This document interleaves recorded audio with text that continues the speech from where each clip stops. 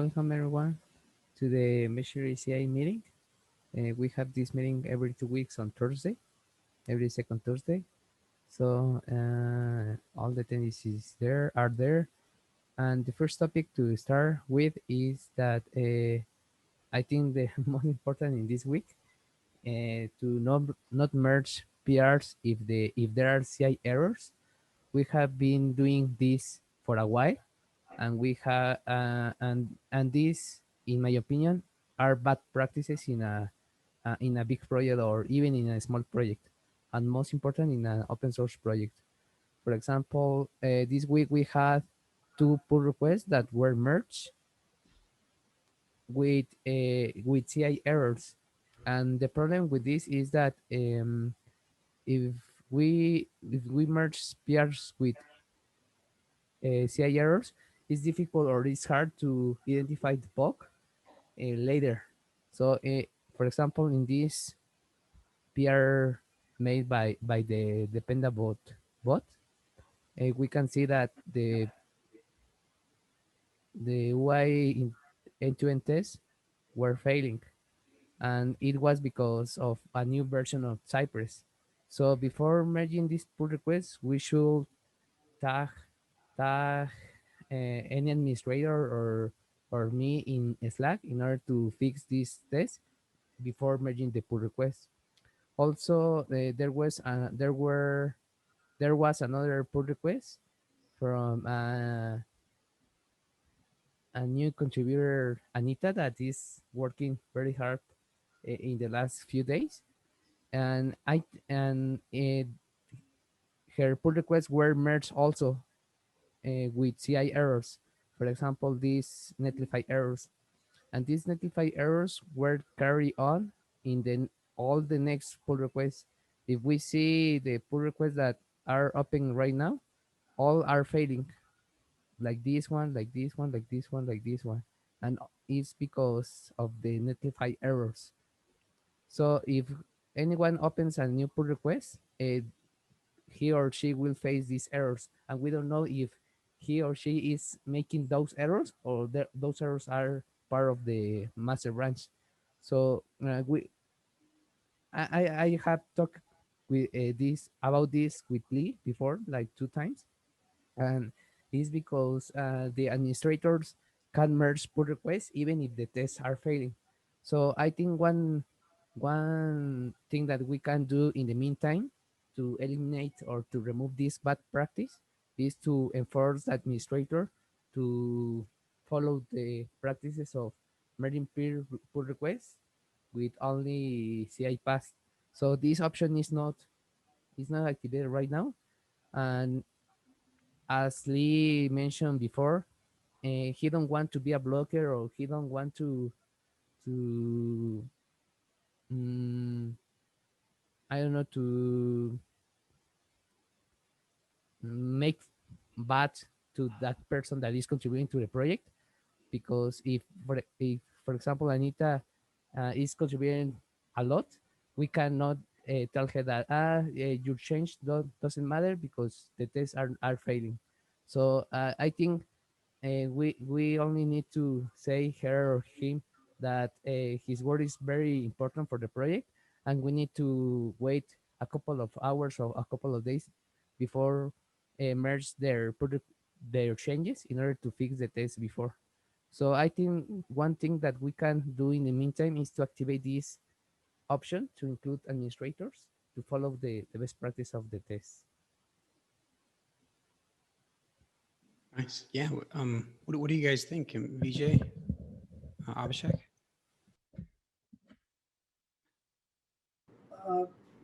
Yeah, I guess it's good. I think that this is the right.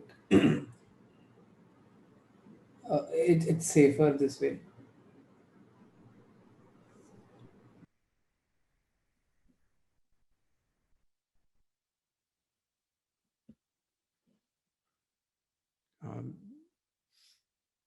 Vijay, any thoughts? Not right now, Lee. I'll think about it, and if I think of something, I'll put it in Slack. Sounds good. Sounds good. Yeah, actually, Rudolfo, I didn't see that you'd written this or made this suggestion. Yeah, this one is, well, it's tough. Yeah, this, I agree. Like, this is a great principle. We should do this. I don't know how we're going to do it. It isn't, yep. There's a few issues. So actually there's a few issues that are listed in this, in the meeting minutes about workflows that are failing and consistently failing. So, and they don't have, resolution to them, like, and so I don't know, we can walk through these examples. Like these are the stronger examples of like, where we've had to override in the past, or like where, if we didn't override, we weren't going to be able to make progress. And it's really, it's a fine line to walk, because on one side you run the risk of bugs being included or causing confusion for others when they see red X's on things like, oh, is that me? Or, what happened? And so Abhishek, you think we should turn this on and enforce it, not do any releases of the adapters until Meshkit is totally fixed, until the bats testing on the console adapter are totally addressed, until CodeCov itself is actually configured and doesn't, I think it is now, but it wasn't before, like it isn't failing itself, that we shouldn't merge non-documentation issues when Netlify is failing, it's like that a build process for something else should hold up merges for like Go code for unrelated changes. I think that those are the questions that we're facing. Yes, in there is how do people feel about, like, how long it might take to have something merge for them. But that can be managed. Like you can explain some stuff. You can tell them, thank them and etc. And hey, it's a that's probably the lowest one. The other one that I would toss in there of like, hey, when it becomes compelling to run that risk is like, Abhishek, you've delivered some workshops in the past with me in a few different places. Do you recall what those were like, and whether or not, do you think you would have been successful delivering those without overriding? Without overriding, as in? Well, the proposal that we're talking about, overriding, allowing administrators to override failing builds. Oh, okay. Uh, mm, yeah, I think, yeah, we would definitely be able to, because uh, at the end of the day, the checks are basically on static functionalities and not the hacks that we do around. So they are still, like, they will still pass. Okay. Yeah, that's not true. Like, there's a number of times where we're trying to do a demo, like I was doing yesterday for the Service Mesh Interface group, and where you're trying to fix mesh config or meshkit to be able to show something, where if you've got a lint error, we would not be able to do the demo, because we would not be able to merge something because of a lint error. I mean, if you're actively there working on it, you can hopefully fix it and get it done. Were you listening to the other examples I was giving about the Meshkit dependency, bats, the Meshery Istio lint failures that are there, have been there for a long time? Uh, yeah. Okay. So I mean, what you're saying is like there should be no more releases of adapters until those are fixed.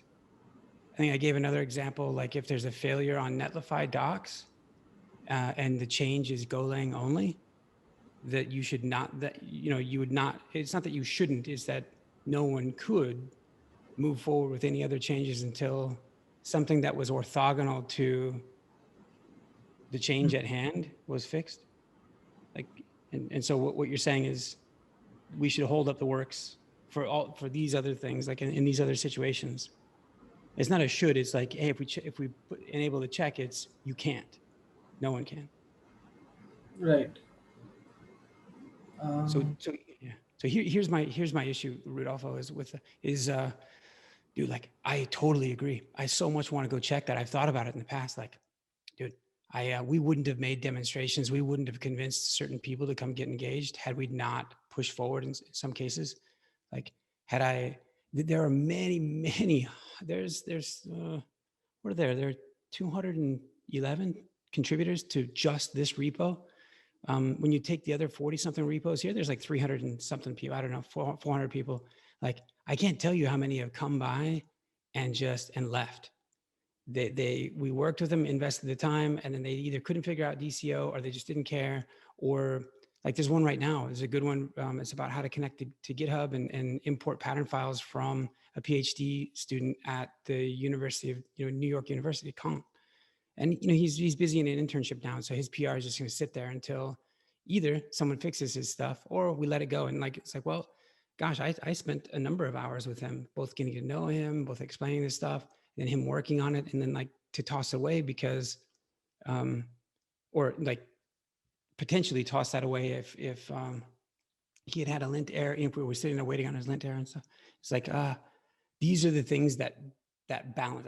I'm not saying, hey, we can't go do this and this would just, the world would fall apart. That's not what I'm saying. What I'm saying is, here's the backstory. Here's the logic behind which the things that haven't been figured out yet to be able to, turn on such a flag.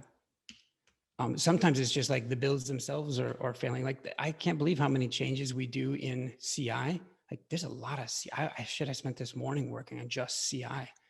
Some automations well, actually, we should talk about it here. It's more for community management and automating the, I'll put it as a topic and not digress.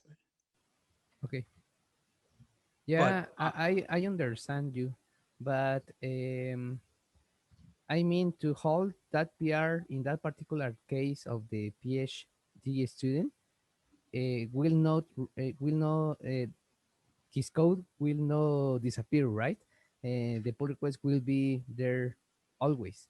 So maybe we cannot merge quickly, but the code will not disappear, and we are not rejecting his code. We only holding until the test, until we can fix the test. I know that you know this, but we can see the Kubernetes repository, Yeah. and there are 1,000 pull requests. And for example, if a pull request is failing, all the merging of in this repo is made by a bot. No, it's made by a person. And in order to merge these pull requests, all the tests should pass, even those that are flaky.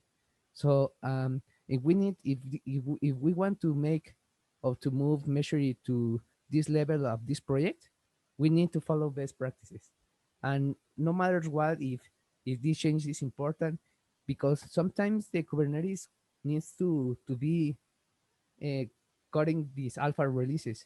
We have now 4 releases in a year, 3 releases in a year, sorry, for Kubernetes.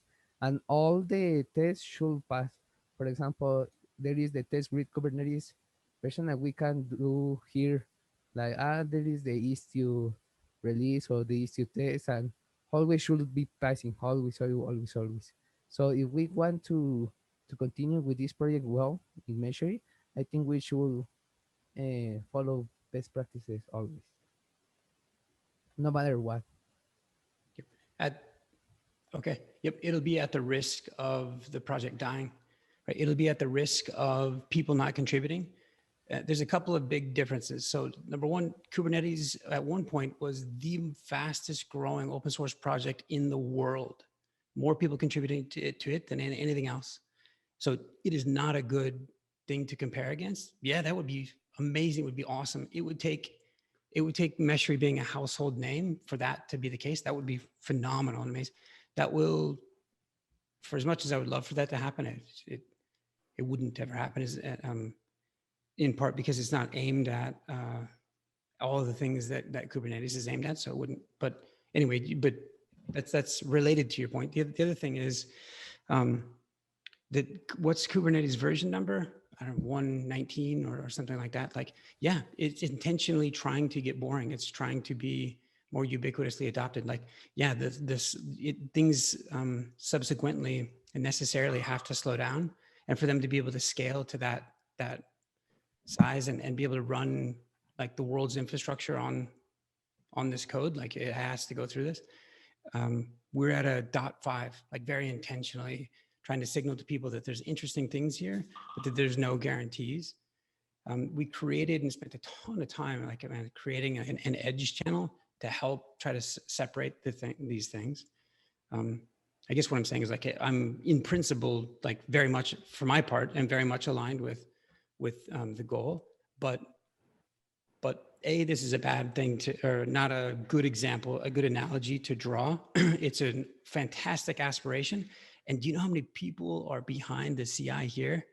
I've spoken to these guys like many times. Like some of them have been contributors here, and like there's a ton. Like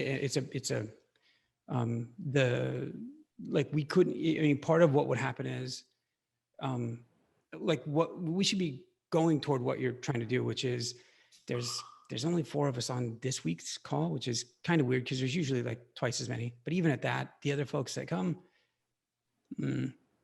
I don't think I've seen a commit on it from any of them on CI, like none of them. And that, yeah, I love them. And I'm not saying anything negative toward them. What I'm saying is there's just a small handful of folks who can actually go fix it. And what'll end up happening fast is they'll get bottlenecked on it, or it'll, yeah, I mean, like, so in the time that you'd pointed this out, like that I have been, for my part, I've been trying to, like, one of the ones that was merged was like, I accidentally did it. And like, it was after the fact, like, okay. Yeah, there's a lot to balance. Like I think I'm trying to explain like why we are where we are. Yeah, I understand your point. Sometimes, and because Meshery is a smaller project than Kubernetes, sometimes we need to move forward, like, right? Yeah, But like I astronomically think small. Like, right. I mean, like not even like exponentially, like we desire for it to get there, sure. But I mean, like when you actually, I just saw this today. And so, but yeah, when we talk Yeah, I about think, the yeah, I CNCF, think, like Kubernetes is the yeah, basis of the CNCF. Like it's just the wrong, like, let's go compare against the other sandbox projects. That would be analogous. That would be a good thing to, yeah, to okay, yeah, like, yeah, I have a project that is similar to Meshery, but I think that enabling this option, I think it will help to avoid those errors that oh, absolutely. make Absolutely, a but bad thing. it'll be at the cost of the other things. Like it'll absolutely help. It'll restrict it, right? And what I'm saying is, I don't know if, and we should bring this up. We should bring this up like in the community call or in the Meshery call or something, and have all the rest of the maintainers weigh in as well. It eases it eases most everyone's life that's participating, and it significantly hampers those who are relying on it. Like I'm relying on this being successful, and to take it more slowly is potential death for the project. Like is what I'm trying to prevent. And it's why I spend so much time trying to build the community and trying to teach others and help them find things and get ownership and do stuff. And this, I'm like wholeheartedly behind.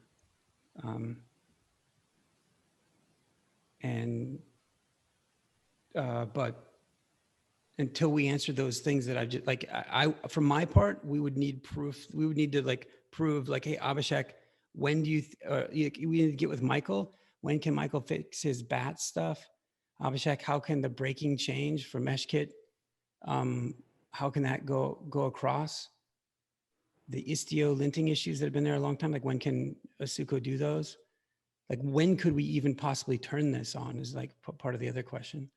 Because for now, like there's there's no way that I could agree, like in my, like even for just the health of the project, for it to even survive, could we go turn that on and then not deliver service, new functionality in the Meshery Istio adapter? It would be terrible.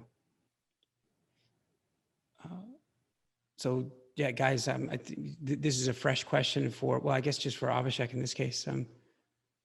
Abhishek, speak freely. I mean, you know, say, you know, should we go turn this on?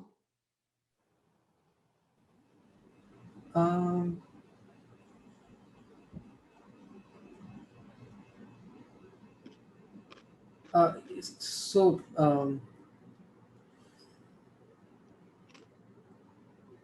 so on the explanations that you gave, it's yeah, basically it did make sense. Like I am totally okay with that. Um,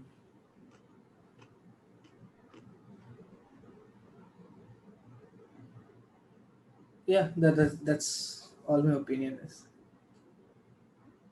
Is what, to go turn it on? No. We can wait. Like we can hold.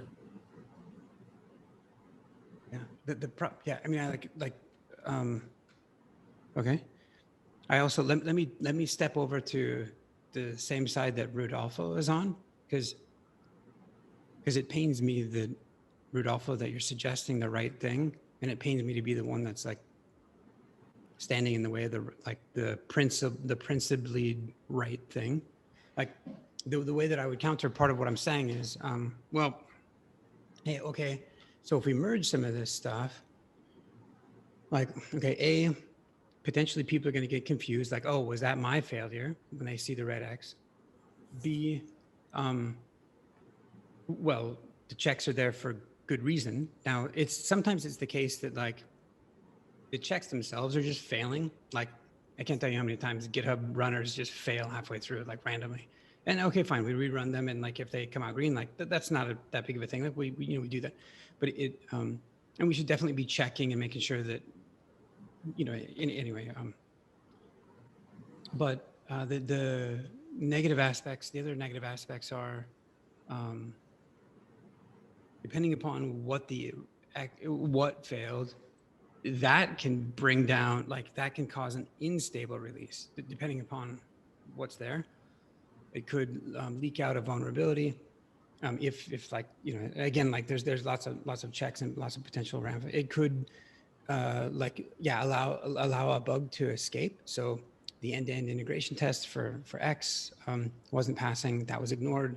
And then later on the user tries to use it and they actually, you know, it's maybe they don't run into it at all, because maybe it was a failed check because someone didn't move the tag, you know, like if it was a Cypress thing, like someone didn't move the tag over. And so actually the functionality works, but the test failed. But then like, yeah, then you have to come back to, like, it's just like fixing to Rodolfo's point, fixing a failed build check is, or after the fact, is much more bothersome than, you know, than fixing it right there. And now it's like an escaped bug. It's like, oh geez, how costly is that bug to come back and fix it later?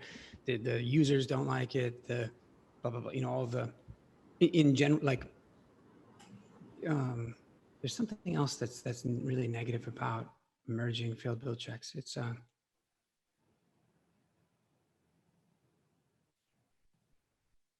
maybe, I think it was maybe mostly that like you might be just releasing something that's broken, like, and how terrible that is that for the user to, one second, sorry, you know, how terrible is it? This is why I'm saying like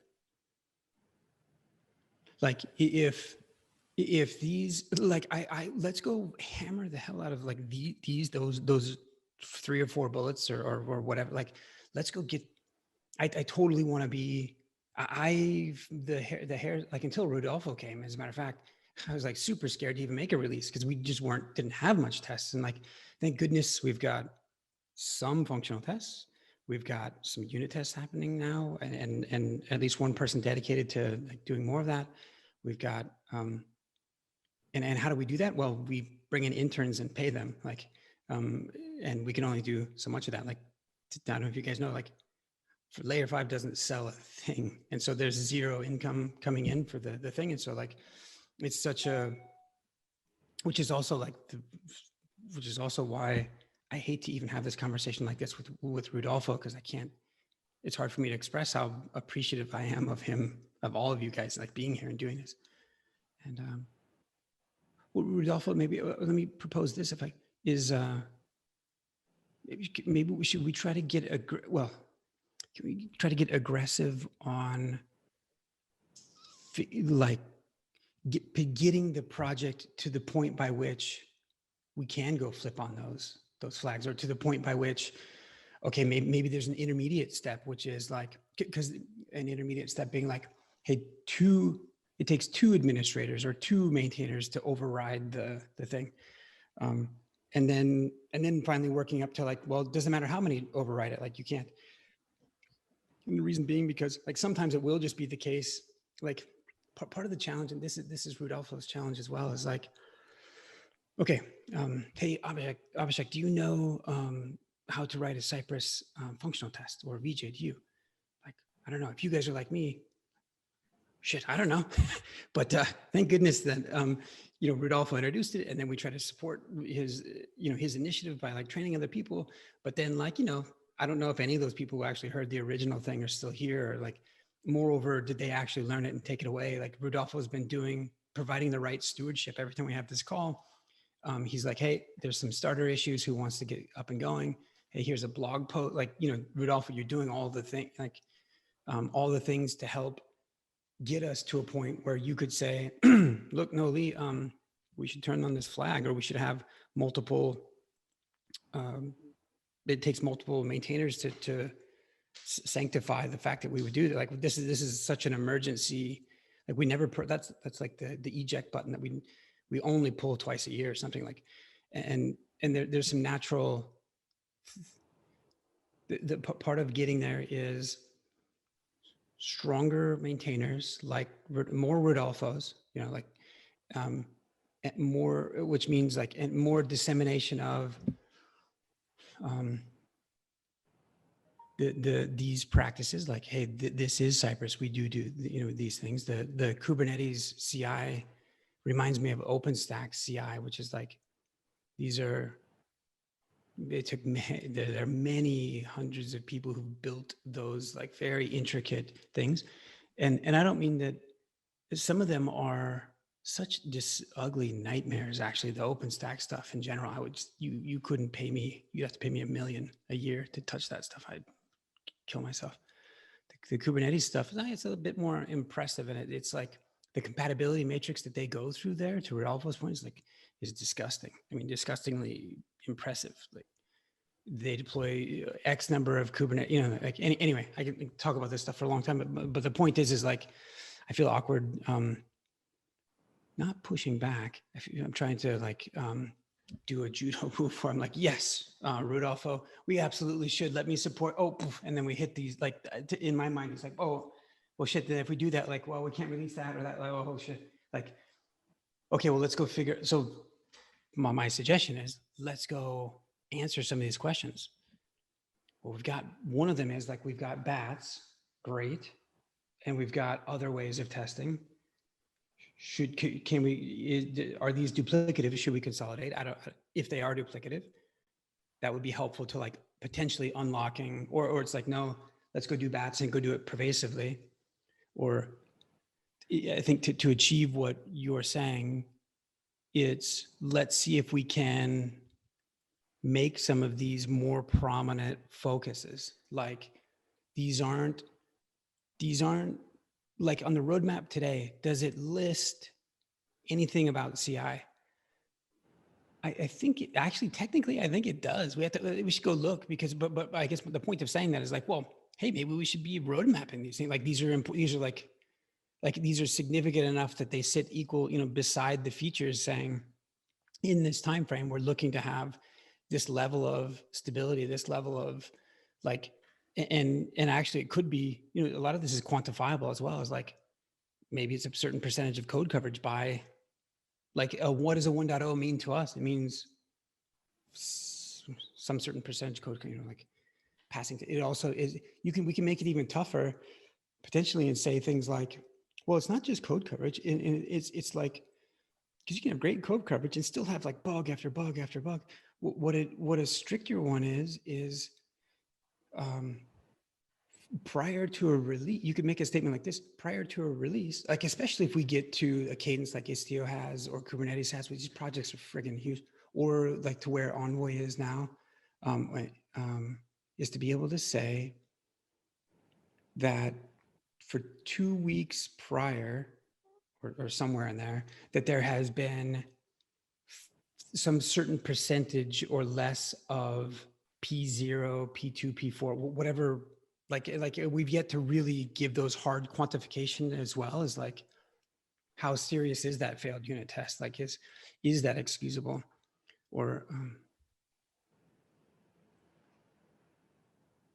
yeah. No. Yeah, I sorry, go ahead. I was just going to bring up the roadmap because but yeah, no, please go ahead. Actually, I was saying, so the problem is that people are integrating stuff, it is causing problems, and so there's uncertainty about the stability of the release. Is that the issue? That's part of it.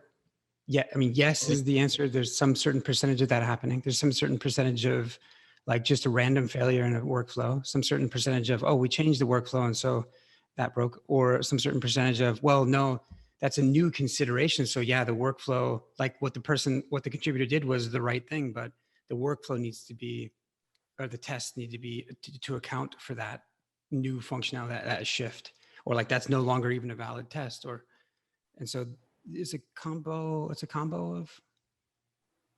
So, but if there is a problem, what is the time between the time the problem is introduced and the time the problem is recognized?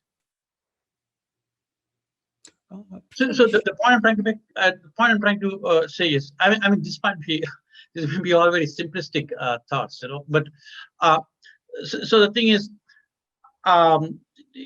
there is no such thing as a perfect code, right? So you always anticipate that there will be, nobody wants to make errors. Everybody wants everything to be perfect, but we know that in general that sometimes no matter how well we design something, that there is something that there's some kind of problem. So my thought is you cannot stop, but I still think you need to forge forward and block the holes wherever they are. I mean, I'm saying these things, maybe these are very simplistic ideas, but these are just my thoughts. And I understand that I don't know the whole picture very well. So if we know that something is causing a, if we know that something is a problem, if we know that there is a test that is causing a problem, then the thing is we cannot use that test anymore, right? Because if you have a thermometer that's showing you the wrong temperature, what is the point in taking a temperature with that? But yes, so you have to get a new thermometer. So there has to be some process that you need to build up. So, but in the meantime, so if somebody introduces an error, now isn't that the whole point of source control systems, that that you integrate something and that you're always able to revert back to a prior version. No, I understand that this is not these things are not done casually, but that isn't that the idea behind all source control systems, that you integrate your errors and you test, and then you're able to step back if that is not the case. But then you can do that when you're about to have a demo in 5 minutes, right? You cannot do that. So the question comes to how much time you have between an error is introduced and it is recognized, right? And what is the lead time that you have to fix it? Right. I know Rodolfo knows some of this. So I've been talking a lot. So. Yeah, between the time that the error is introduced and the error is recognized, it can happen between 1 and 3 days, because in Meshery we create a lot of PRs. So the next day after introducing the error, if that PR is failing, we notice that, right? So and the time to solve that error maybe depends of the context, but maybe 1 hour to Okay, so if to that is Mhm. can you take that particular PR out if that is the case? Say if somebody introduce a PR. No, see, I don't want to waste your time, you know. So if I'm talking too much, you just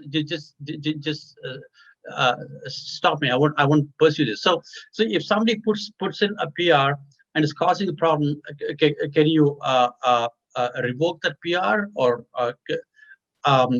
can this be done on a PR by PR basis? Is it possible to test after PR is introduced? Or anyway, these are just some of my thoughts. Uh,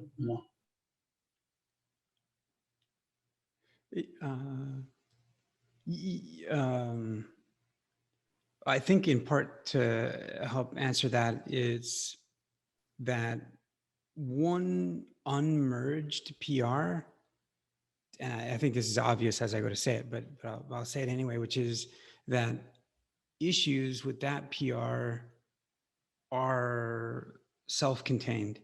And while it is also the, which is good. So if there's someone's blowing something up, it's like it stays within there. The answer to your question is like, well, it depends. Like sometimes it is the case that you can say, ooh, let's cordon off that. Let's either like literally revert or let's in the code, just like we'll leave the code there, but let's not invoke it at all. So it's just dead code. It just is not in the execution path. Those can be the case. It can also be the case where it's like, oh, no, there's no way that can't be there, because otherwise the whole thing doesn't work, or the amount of refactoring that has to happen.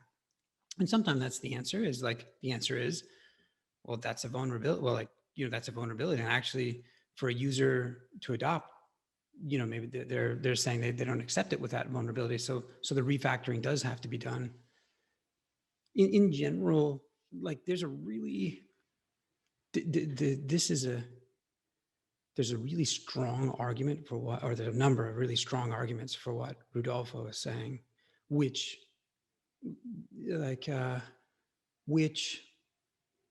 if I put on just a user hat, if I was here to, if the project was past 1.0, if there were multiple organizations relying on the functionality of this thing and like trusting that there are good stewards like Rodolfo behind it, what you would say is, it's kind of what I was talking about roadmap. You'd say, well,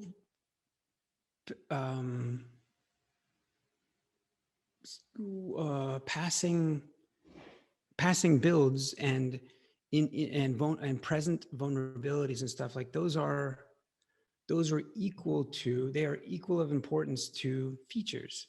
Like those are, how do you say it? Like scale, like, it's kind of like, most software, you go through, you build it, you functionality. You eventually like, okay, we should harden some stuff. We should make sure it's scalable. We should do all the itables, like scalable and reliable and highly available and blah, blah, blah. And you do that after you have stuff to make robust. And also at that same time, people are adopting and people are using, and those things generally are they remove grease from the wheels, if you will, meaning like by their nature, they slow things down. And in some respects, a little bit, well, I don't know that saying slow down is intentional. Like in some projects, it is kind of intentional, because it's like, look, it just, the way that our world works is it just needs to bake for a while. Like that stuff just needs to bake, or we just need to get feedback, or we don't know what the action, like we did all this performance testing, with fake environments, but in the real world, like it's just gotta, what am I trying to say? I was trying to say that if you look at this discussion from a user's perspective, they're different users. A lot of them would, as long as the piece of software is doing mostly what they need, the vast majority of them would say, oh yeah, no, I favor all greens. Like that's what I want to see all day long. Like show me that. And then I've got trust and confidence that this is what I should be using. It's a point in time, and it is both. It's a point in time, and there are different types of users, people that adopt very super duper early, people that adopt it's not even adoption. It's just all around them. They didn't even do anything. It's just, but that there's different appetites for, and different needs for, like, no, I need that. If you don't have that feature, then the project is worthless to me. So like, yeah, I understand that other part's broken. That's fine. Like, I don't care about, I'll work around that, or like, but by and large, the more users that come in, the more the passing checks become, like the more stability is expected and desired. And Rodolfo's right. I mean, Rodolfo's talking about this curve of maturity through which a project goes, and that the CNCF in particular doesn't, it's kind of fun done. Like it has three gates by which it sort of, three echelons of project maturity. And incubation is the first one, right? It ends up being sandbox. So sandbox, the first one, incubation, the second, and then graduation is the title. I don't know that all of those make sense. I think sandbox makes some intuitive sense, but an incubation, yeah, fine. Graduation seems kind of weird, but graduated projects. But irrespective of what those specific steps are, or even specifically of what the CNCF looks for, it's just a true statement that software goes through a life cycle and it matures. Can we have, is it possible to have like two versions, like one is a fast to market version? Now, I see, I know that complicates things, adding another step. It may not even be a bright idea, but see, you have this solid version that people can rely upon. But here is this other version. It's a preview. It's a preview version that you can play around with. But here is the disclosure that if you're playing with this, it has all the new features, but with that come these particular risks.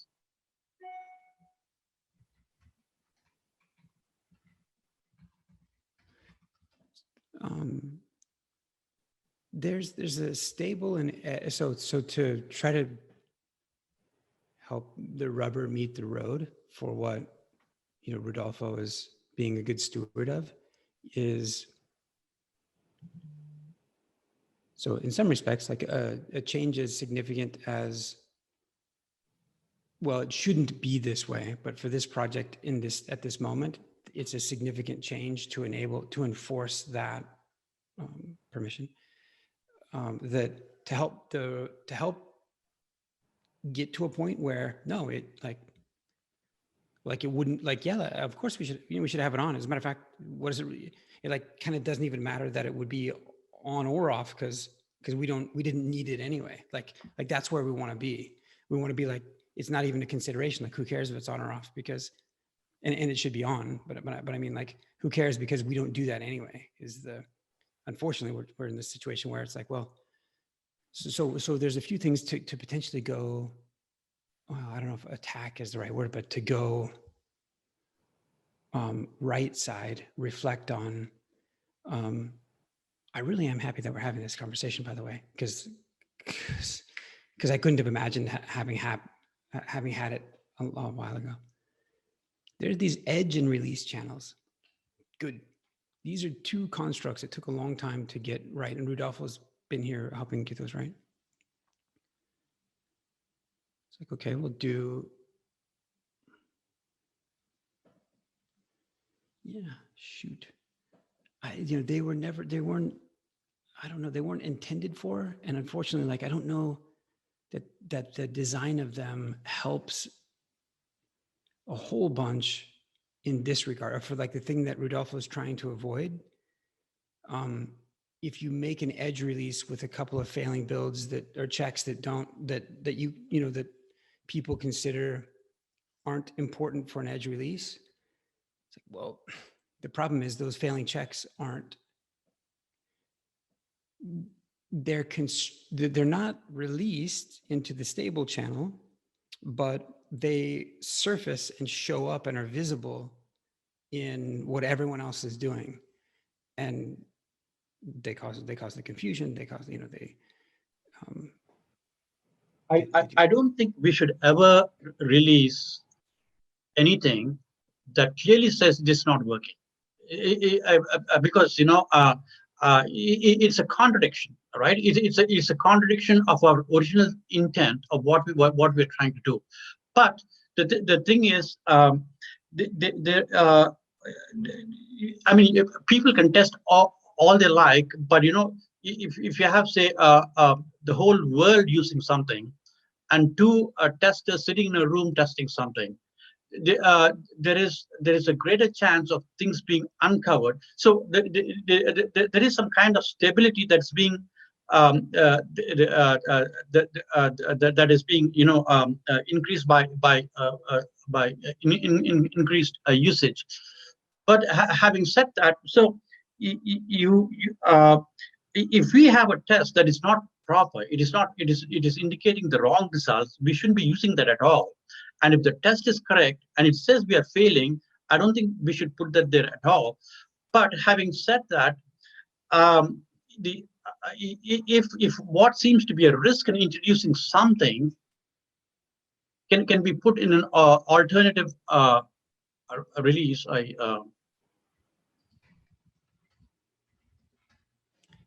yeah, it does. It is safe for most users for us to release dysfunctional things in the edge release. But there's a difference between dysfunctional and failing checks, like, because the behavior of what was implemented could not be ideal, or it could look really ugly, or it could any number of things that where a check will pass, but the feature isn't robust. So we do want to try to get a couple of tangible items to like this is a goal. I mean, for my part, I'm like I said, I'm wholeheartedly. I mean, that would be such a beautiful thing. Like if Rodolfo's, I mean, is so right. Like the sooner that we get to that point, it's like the whole point of this meeting in the first place, which is like, let's automate the heck out of all the things that we do. Let's, the more efficient that we can be, the more stable things are, the more confident, all of the things are. Like, it's just, and actually when you get there, it's so hard to turn around and imagine what it was like living in the nightmare before that. So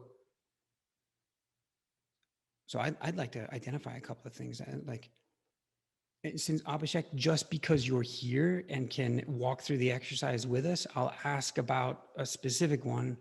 I don't intend to suggest that it's higher priority or lower priority than the rest, but to use the Meshkit, the latest version of Meshkit as an example. So Meshkit is a core dependency of all of the Meshery components. In its latest 2.12 release, Abhishek, I don't know that, maybe it doesn't matter what the specifics are, but there's a breaking change. And so I don't know. I don't know what I'm trying to ask. I don't really want to ask like, hey, how long will it take to fix that? That's not really a helpful question. It's a point in time question. It's more like, I'll bet you anything we're going to have another breaking change at some point. I don't think we have any planned per se, but like it's an inevitable thing.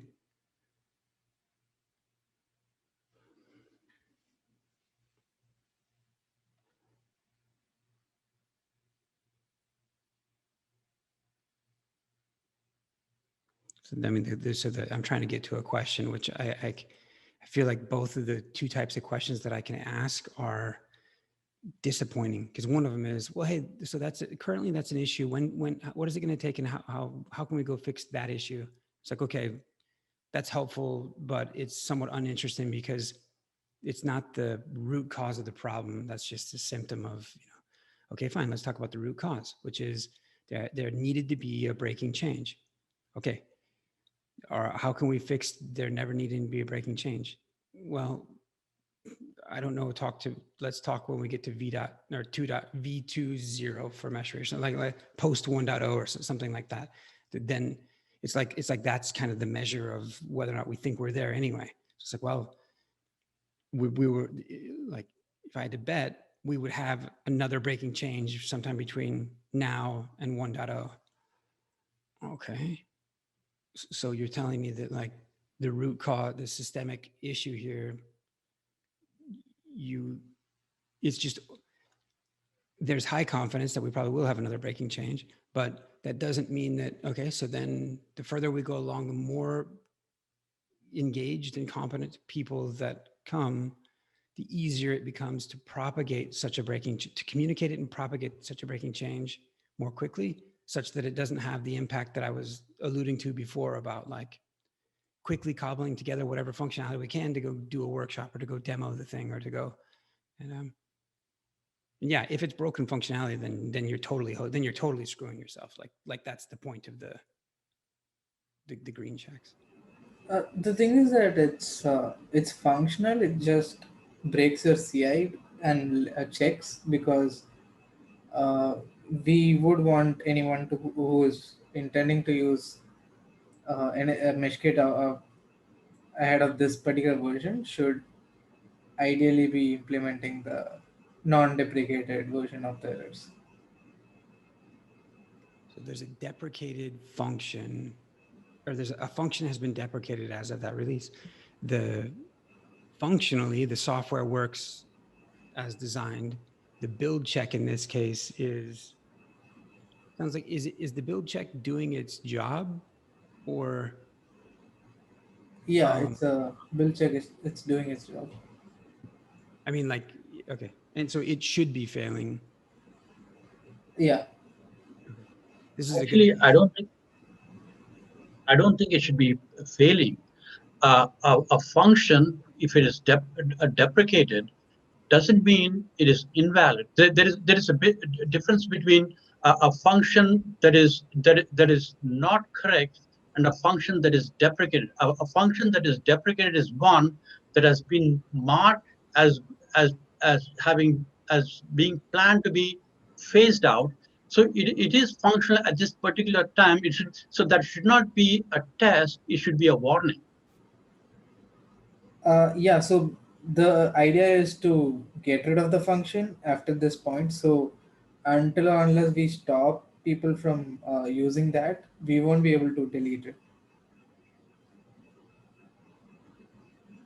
So basically, it's basically that we don't want the deprecated function. We will be deleting it, and just letting people know that uh, we're just letting people know that it's good to migrate, so that it won't break the functionality later on.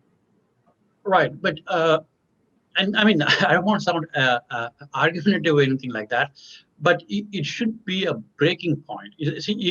Because you still haven't given them the time to move, right? So because you have to give them that time. So until that time is complete, Yes, so there is there is a point at which you have to say that's it. This is it. Okay, you can Yeah, use this anymore. so they have all the time. The thing is, if they want to upgrade, then they'll have to make the changes.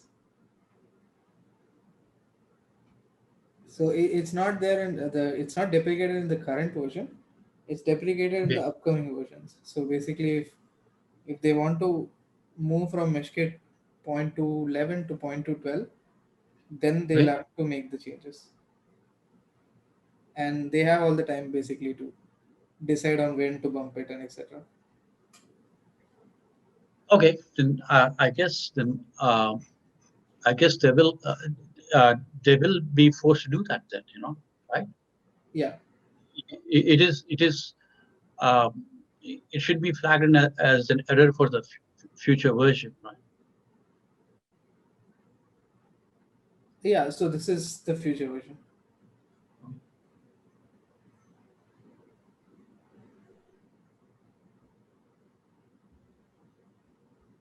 Cool. So I know Rodolfo has another Yeah, I have call. to drop. Yeah, but we can continue this talk in another meeting or in another same meeting. But yeah, thanks for attending this and for expressing your thoughts. I think it's a hard topic and and hard to discuss, but thanks for everyone. Thank you, Rodolfo. I'm glad we're talking about it. This is Sure. okay. See you, Yep. everyone. I Bye guess. everyone. Bye.